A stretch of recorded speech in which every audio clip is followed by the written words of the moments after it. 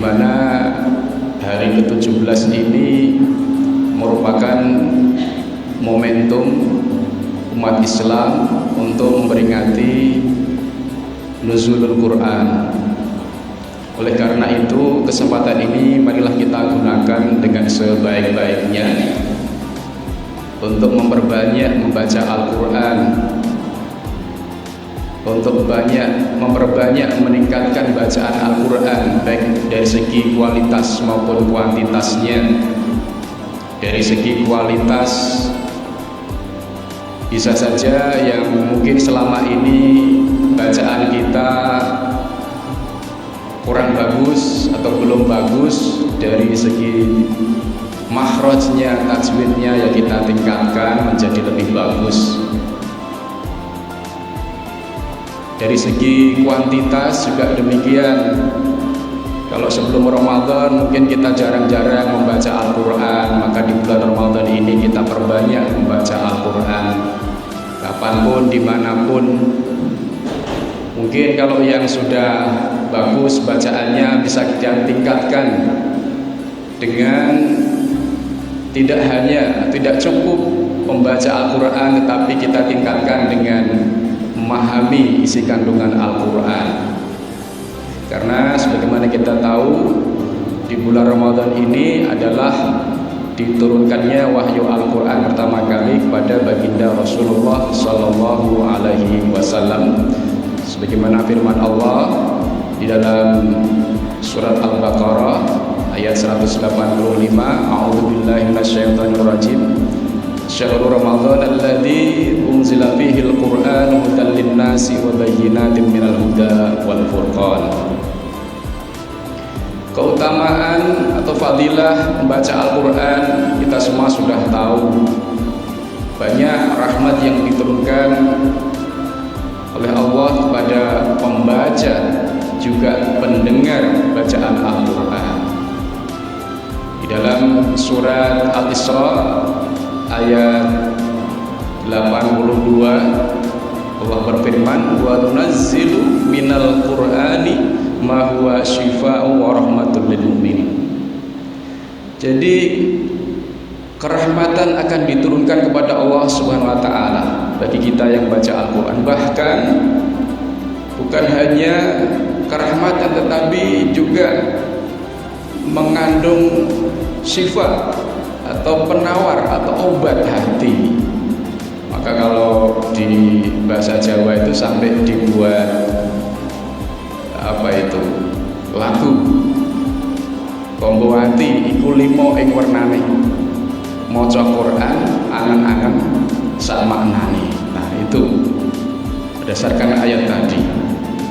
Bahkan fadilah Al-Quran tidak hanya kita rasakan di dunia, tetapi juga nanti di akhirat nanti akan menjadi syafaat bagi para pembacanya. Sebagaimana hadis Nabi yang diriwayatkan oleh Imam Muslim, Iqra'ul Qur'ana fa innahu ya'ti yaumal qiyamati syafi'an li ashabihi. Nah, itu betapa fadilah Al-Quran itu begitu banyaknya, maka jangan sampai kita sia-siakan waktu, terutama di bulan suci Ramadan ini. Bukan hanya itu saja, fadilahnya bukan bagi pembaca tetapi juga pendengar yang menyimak. Jadi mungkin kalau kita tidak sempat membaca Al-Quran, ya sempatkanlah menyimak. Ya mungkin selama di luar bulan Ramadan kita menyimaknya lagu-lagu, ya kita perbanyak menyimak Al-Quran, tidak menyimak lagu-lagu, karena di situ juga ada fadilahnya. Dalam surat Al-A'raf ayat 204 Allah berfirman, wa idza quri'al Qur'anu fastami'u lahu wa ansitu la'allakum turhamun. Istami'u, dengarkanlah, ansitu, maka kata istima kalau di dalam bahasa Arab itu kan ada kata sami'a yasma. Kalau sami'a itu ya mendengar begitu saja, mendengar sambil lalu. mendengar suara motor itu sami ayasma'u. Kalau istima' ini mendengar sambil memperhatikan, bedanya. Kemudian ditambah lagi tingkatan mendengar yang paling tinggi yaitu al-insat, mendengar, memperhatikan sambil khusyuk. Maka kalau kalau ada Bilal di khutbah Jumat itu, ansitu wasma'u wa ati'u rahimakumullah. Nah, itu dari kata al-insat, itu tingkatan tertinggi dari mendengar. Kalau di dalam bahasa Arab ada sama al-istima' dan al-insat. Nah, itu bukan hanya membacanya, tetapi mendengarnya pun ada fadilahnya. Ya, betapa luar biasanya Al-Quran ini. Nah, bagaimana kita meningkatkan bacaan Al-Quran itu tidak hanya dari segi membacanya, tetapi juga memahaminya. Ya, tentu memahami Al-Quran tidak cukup hanya dari terjemahan. Memahami Al-Hadis tidak cukup dari terjemahan, karena itu tidak cukup mewakili untuk bisa memahamkan kita terhadap isi kandungan Al-Quran. Ya, tentu dengan cara mengaji kepada para ulama, ya, itu supaya kita benar-benar paham isi kandungan Al-Quran. Ya, maka tidak heran kalau ada atau terjadi perbedaan pemahaman terhadap isi kandungan Al-Quran. Ya, bagaimana tidak? Karena kita belajar melalui sanad. Sanad itu tentu tidak lepas dari madhab. Maka muncullah perbedaan di dalam memahami isi kandungan Al-Quran. Konsekuensinya dalam amal ibadah, ya, sering kita jumpai bagaimana praktik beribadah itu kemudian berbeda-beda. Misalnya dalam sholat, mulai dari takbiratul ihram sampai salam, ada gerakan-gerakan yang barangkali kita menjumpai dari saudara-saudara kita yang berbeda. Itu sudah suatu hal yang lumrah, karena kita hidup di zaman 14 abad setelah Nabi.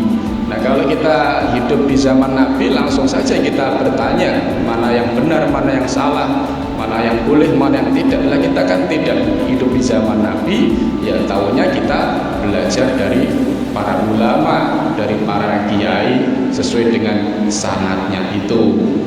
Contoh lain, misalnya ada Jumatan 2 khutbah, ada yang 1 khutbah, ya itu lumrah saja. Nah, kalau di negara-negara lain, di Tunisia itu malah aneh lagi kalau bagi orang Indonesia. Jumatan itu 3 kali. Jadi ada masjid yang Jumatan jam 12, ada masjid yang Jumatannya jam 1, ada masjid yang Jumatannya jam 2. Dan misalnya masjid ini jam 12, nanti masjid di Baitul Syukur jam 1, masjid di Pulutan jam 2. Yang menentukan itu ya yang punya otoritas. Kalau di sini ya Kementerian Agama. Jadi nggak boleh gonta-ganti. Kalau jam 12 ya jam 12 terus.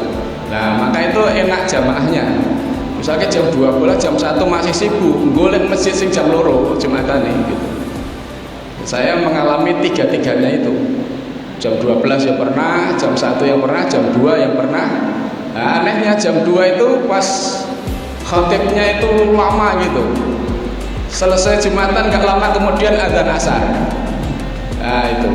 Karena di Tunisia itu mayoritas bermadhab Maliki. Kalau di Indonesia itu aneh kalau diselenggarakan seperti itu. Di India juga demikian. Di Cina itu bedanya, kalau di India misalkan di Cina, Korea itu kan mayoritas madhabnya Hanafi. Nah, itu 2 adzan, tapi setelah adzan pertama itu ceramah ulama begitu. Nah, kalau yang nggak tahu itu dikira sudah khutbah, padahal itu belum khutbah. Baru setelah ceramah adzan kedua. Nah, begitu khutbah malah cuma sebentar, nggak ada 5 menit dengan bahasa Arab. Ya, yang lama itu ceramahnya. Nah itu macam-macam perbedaan madhab. Yang lucu lagi, kalau di India itu di tiang-tiang itu disediakan peci kayak tompo itu kalau dalam bahasa Jawanya itu terbuat dari atom gitu. Begitu zaman masuk kalau nggak pakai peci suruh pakai peci, dipaksa. Peci ini wagu yang tompo untuk wadah beras itu. Ya itu di komplek Nizamuddin itu kan di India itu pusatnya jamaah tabligh.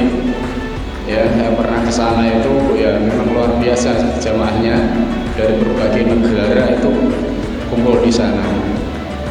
Kemudian di Cina juga sama seperti itu. Waktu penelitian lanjut dosen kebetulan juga hari Jumat. Nah, itulah perbedaan-perbedaan di dalam bermadhab. Itu sudah sebuah keniscayaan dan itu memang sudah kehendak Allah. Nggak bisa kemudian jadi satu sama semuanya.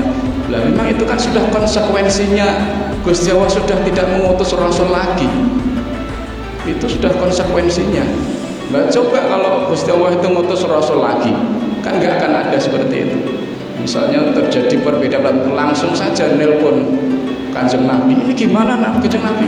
Oh yang benar begini, ya kan selesai. Apa kalau enggak langsung WA Kanjeng Nabi gitu. Ya karena sudah nggak ada Kanjeng Nabi ya akan seperti ini. Ya, ada yang puasanya beda-beda, mulainya ada yang Sabtu, ada yang Minggu. Ya itu sudah konsekuensinya. Enggak apa-apa puasa beda. Nanti rada repot tuh kalau lebarannya beda itu loh. Yang siji wis arep badan malah sing siji sik poso kan malah repot. Terus masih puasa di sini, jangan ke sini dulu gitu. Nah, misalkan suruh milih sama-sama beda itu mending beda puasa daripada beda lebaran. Nah, itu memang sudah Gusti Allah pasti sudah tahu bahwa 14 abad dari kerasulan Nabi itu pasti nanti akan jadi seperti ini, itu terjadi ikhtilaf atau khilafiyah itu pasti tahu. Dan luar biasanya kita itu kan ya, kita itu kan umat yang luar biasa. Orang ketemu Nabi kok percaya gitu. Ya enggak? Kita enggak ketemu Nabi tapi beriman. Enak mana ketemu Nabi dengan tidak ketemu Nabi?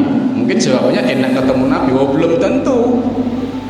Bisa jadi ketika kita ketemu Nabi malah tidak beriman. Ya, grup Abu Jahal Abu Lahab. Umpama sekarang itu ada grupnya itu loh, mungkin ada yang melu grup WA Abu Jahal. Belum tentu kan? Lah ya, orang yang hidup di zaman Nabi apa semuanya beriman? Enggak. Loh lah kita yang ngatasi kita itu enggak ketemu Nabi beriman, itulah ya luar biasa dengan rakaruan. Nah itu loh. Jadi kalau ada ikhtilaf, ya selumrah. Gusti Allah wis ngerti, kok terjadi perbedaan ya wis ngerti. Nah, itu yang penting kita semuanya itu berdasarkan apa yang kita pelajari sesuai dengan sanadnya, sesuai dengan ijtihad para ulama, dan tidak ada sedikit pun niatan untuk menyelisihi ataupun mengada-ada seperti itu.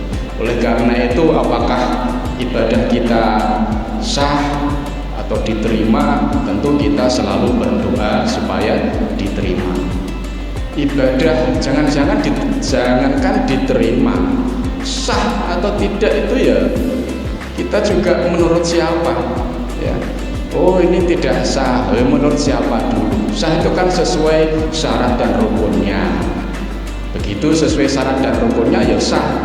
Tapi apakah otomatis diterima? Ya belum tentu, wallahu a'lam. Oleh karena itu maka kita selalu dianjurkan untuk selalu berdoa, Allahumma taqabbal minna sholatana wa siyamana wa qiyamana wa ruku'ana wa sujudana wa tadarru'ana wa takhashu'ana wa tamin taksirana ya Allah ya Rabbal alamin.